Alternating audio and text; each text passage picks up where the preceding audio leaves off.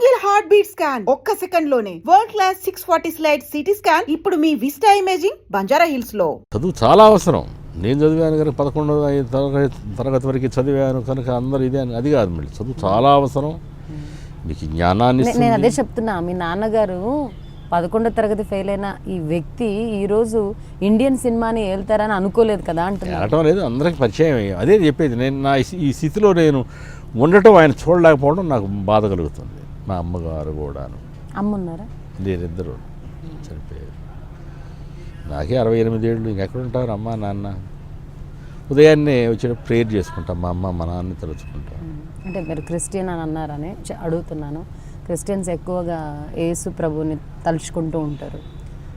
అన్ని మతాల కన్నా ఇంకెక్కువగా ప్రేయర్స్ అనేది రోజు. విషయం చెప్తాను మీకు, అన్ని మతాలు మా ఇంట్లో ఉన్నాయి. నా కోడళ్ళు ఇద్దరు బ్రాహ్మిన్స్.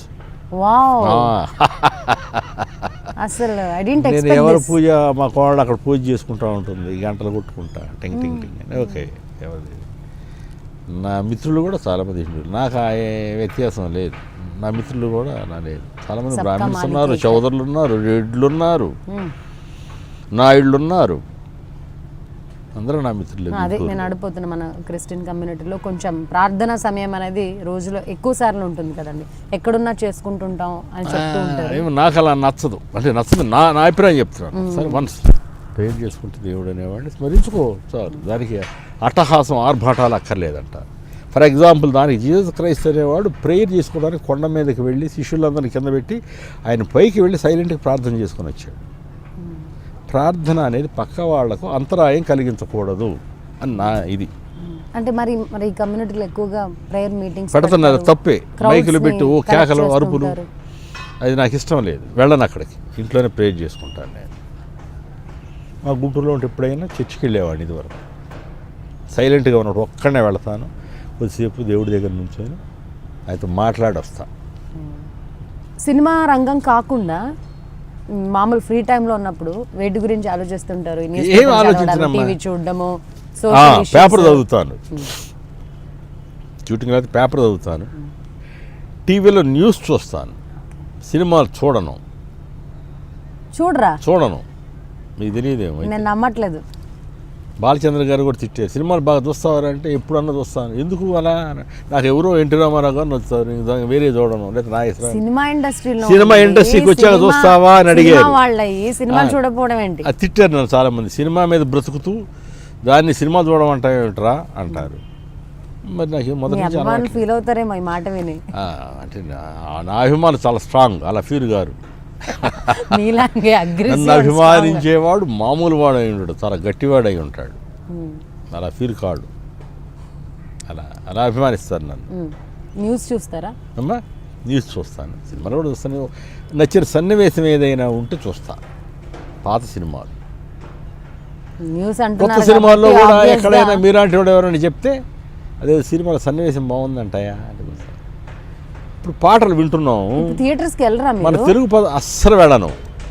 మల్టీప్లెక్స్లకి అస్సలు దాని అసలు కన్నెత్తి కూడా సినిమాలు చూడట్లేదు. ఈ మధ్య చాలా మంచి సినిమాలు వచ్చి అన్ని మిస్ అయిపోయినట్టున్నారు. నేను థియేటర్ వైపు కన్నెత్తి కూడా చూడను. బ్యాడ్ హ్యాబిట్స్ కదా.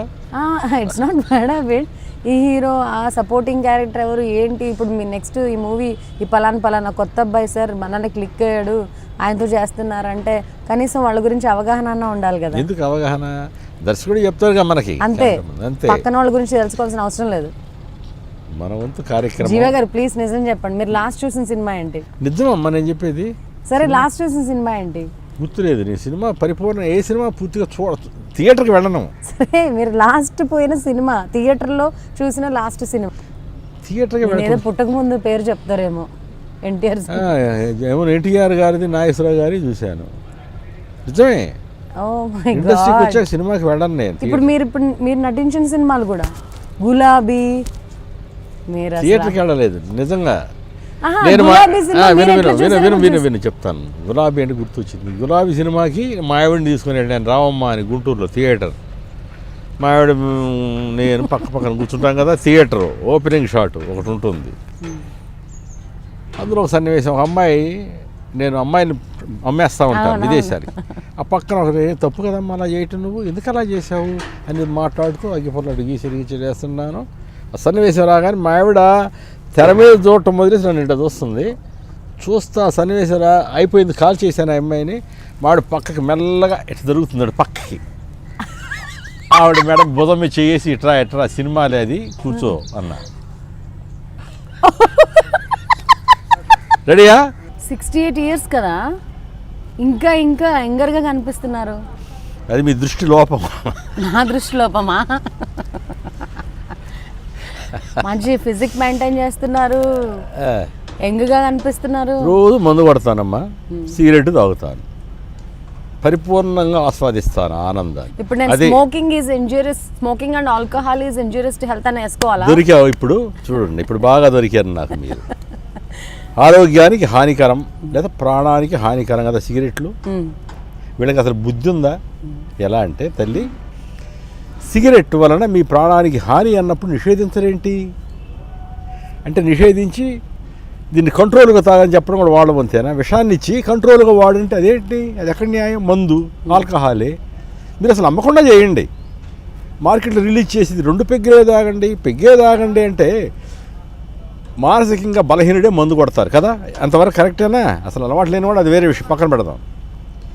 మానసిక బలహీనులు కాదమ్మో, సైంటిస్టులు కూడా తాగుతూ ఉంటారు, అందరు పెద్ద మేధావులు కూడా తాగుతూ ఉంటారు. కొంతమంది అదే బెస్ట్ ఫ్రెండ్ పెళ్ళాల కన్నా అదే మంచి కిక్ ఇస్తుంది. అవి పిచ్చి మాటలవే వేరే ట్రాక్, అది మనకి. నేననేది ఏమిటంటే, ఎవరైతే దీనికి కారకులో వాళ్ళని ఉద్దేశించి చెప్తున్నారు.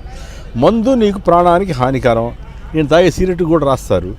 ఉన్నప్పుడు మీరు ఎందుకు మార్కెట్లో రిలీజ్ చేస్తున్నారు, వాటిని ఎందుకు ఆపేయడం లేదన్నది నా ప్రశ్న. ఇది మీ ప్రశ్నే కాదు, వేదన.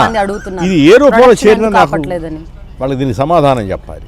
ఈరోజు సినిమా థియేటర్స్లో రాహుల్ ద్రావిడ్ని పెట్టి మొదట్లో ఈ పాను గుట్కా ఇవన్నీ డేంజర్, మీరు తీసుకోవద్దు అని గంటలు ప్రమోషన్స్ ఇప్పిస్తున్నారు కేంద్ర ప్రభుత్వం నుంచి. ఆ ప్రొడక్షన్ ఆపడానికి కేంద్ర ప్రభుత్వం ఎందుకు బాధ్యత తీసుకోవట్లేదు? మంచి మాట చెప్తే లాతోంకి బాతం సే నహీ మాన్తే అని కహావట్ ఉంది హిందీలో. వీళ్ళకి గట్టిగా చెప్పాలి, ఎవరి సమాధానం ప్రజలే చెప్పాలి. మనలోనే ఉంది ఆ లోటు కూడా, మన రాజకీయాల్లోకి పెడుతున్నాం అనుకుంటాం. పర్లేదా? ఎందుకంటే లోపం ఎక్కడుందంటే ఏ రాజకీయ నాయకుడిలో లేదు. పాపం వాళ్ళు మనలాంటి మనుషులే, బలహీనులే, రాజకీయ నాయకుల్లో కాదు. ఎవ్వరు ఏ రాజకీయ నాయకుడిని తప్పు పట్టను. అందుకని ఫర్ ఎగ్జాంపుల్ ఓటర్లో మనల్లోనే ఉంది. మనమే వ్యధవలం, ఓటర్లే వ్యధవలం. ఆ క్షణానికి ఆనందపడి ఆ మందుకు లేదా ఇంకో దానికి బానిసలవి ఓటేస్తున్నాము. ఇలాంటి వాటన్నిటికీ కూడా పాత ప్రభుత్వాలు చేసిన తప్పుల్ని కరెక్ట్ చేస్తామంటూ పవన్ కళ్యాణ్ లాంటి వాళ్ళు కొత్త పార్టీలతో ముందుకు వస్తున్నారు. వ్యక్తిగత నేను ఇప్పుడు కామెంట్ చేయను, ఎందుకంటే నేను అంటే చెప్పాను ఇండస్ట్రీకి వెళ్ళడానికి నేను పాలిటిక్స్లో తిరిగిన వాడిని నా చిన్నప్పుడు. ఇప్పుడు దాని గురించి నేను మాట్లాడదలుచుకోలేదు. నేననేది ఇప్పుడు అధికారంలో ఉన్న నాయకులకి, మహానుభావులు, వాళ్ళకి చెప్పేది ఏంటంటే, అది విషమని తెలిసి మోతాదు మించకుండా తాగండి, 1 పెగ్గే తాగండి, 3 తాగండి. నువ్వెవడో చిన్నే విషం ఇచ్చావు, అది తప్పు. ఆ సిగరెట్లు కూడా హానికరం అంటాడు, దాని మీద బొమ్మలు వేస్తారు, ఏంటో చేస్తారు. ఎందుకు రిలీజ్ చేస్తున్నారు? కానీ ప్రభుత్వాలు ఆదాయం కూడా, అది ప్రభుత్వానికి ఎక్కువ ఆదాయం ఆడుకుంటున్నారు ప్రజల జీవితాలతో. ఇది వేదనమ్మ నాకు, ఈ వేదన వ్యక్తం. మీకు ఒక అవకాశం వచ్చింది ఇప్పుడు ప్రభుత్వాలకి, మీరు ఏం చెప్పదలుచుకుంటున్నారు? ఇదే ఇప్పుడు నేను చెప్పింది. చేతులు ఎత్తి నమస్కారం, చేతులు ఎత్తడం కూడా అనవసరం, వాళ్ళకి నమస్కరించడం కూడా పదం కూడా అనవసరం అనుకుంటున్నారు. నువ్వు విషం పెట్టి కొంచెం తినంటే అది ఎక్కడ న్యాయం? నువ్వు మందు సిగరెట్లు మార్కెట్లో పెట్టేసి మందు ఎక్కువ తాగొద్దు, గుండెకి హాని, దానికి హాని, దీనికి అని చెప్పడం ఏంటి? లేకుండా చెయ్యి. ఇతర రంగాల్లో కన్నా సినిమా రంగంలోనే మందుని ఎక్కువగా అది ఒకటి దొరికారు సినిమా పిచ్చోళ్ళు. వీళ్ళు అన్నట్టు సినిమా వాళ్ళంతా పిచ్చోళ్ళు, అమాయకులు పాపం. వాడు సర్కిల్ అంతవరకే ఉంటుంది, ఆలోచన విధానం కూడా. సినిమా పొద్దున్న షూటింగ్ ఏమిటి ఇదే ఆలోచిస్తూ ఉంటారు. బయట ప్రపంచం చాలా తెలియదు. అంటే ఇక్కడికి వచ్చాక పొద్దున్న షూటింగ్ ఏముంది, దానికి ఏముంది, ఇదేంటి, మళ్ళీ ఇంట్లో ఏముంటాయి చూసుకొని గబగబ మళ్ళీ షూటింగ్కి వెళ్తాడు పాపం. నన్ను అడిగితే వీళ్ళు అమాయకులు. బయట ప్రపంచంలో బ్రతికే చాలా మంది కంటే అమాయకులు సినిమా వాళ్ళే. And for more videos, please subscribe to iDream. Please subscribe to iDream. Please subscribe iDream. And please subscribe to iDream. For more videos, subscribe to iDream. please like, share and subscribe to the channel. Congratulations, iDream. Subscribe to iDream. Subscribe to iDream. So subscribe to iDream Media. iDream team andarki huge congratulations. Please subscribe iDream Media. Please subscribe to iDream. Subscribe iDream. Please subscribe to iDream. I dream అంటే నా కళల ఛానల్ను subscribe చేసుకున్న నోరు తిరుగుతలేదు. మీరైతే గంట గుర్తు కొట్టండి. For more such videos, please subscribe to iDream. Subscribe to iDream. Please subscribe to iDream. Please subscribe iDream Media. Please do subscribe to iDream. Please subscribe to iDream Media. For best entertainment and information, please subscribe iDream. And don't forget to subscribe to iDream.